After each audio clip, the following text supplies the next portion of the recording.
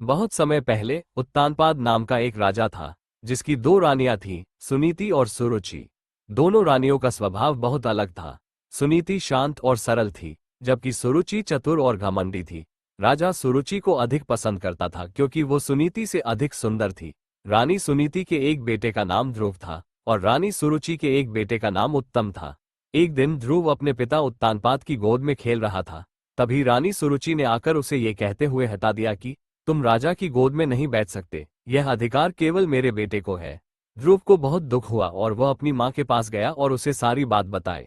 उसकी माँ ने उससे कहा, ईश्वर की भक्ति में बहुत शक्ति है।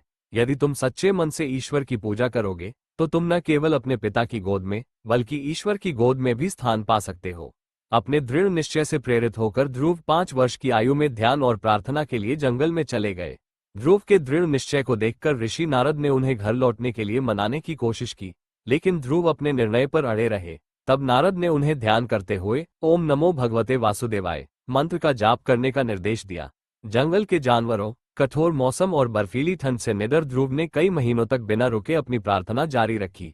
ध्रुव की भक्ति से प्रसन्न होकर भगवान प्रकट हुए और उसे वरदान दिया। हालांकि भगवान के दर्शन से संतुष्ट ध्रुव ने और कुछ नहीं मांगा।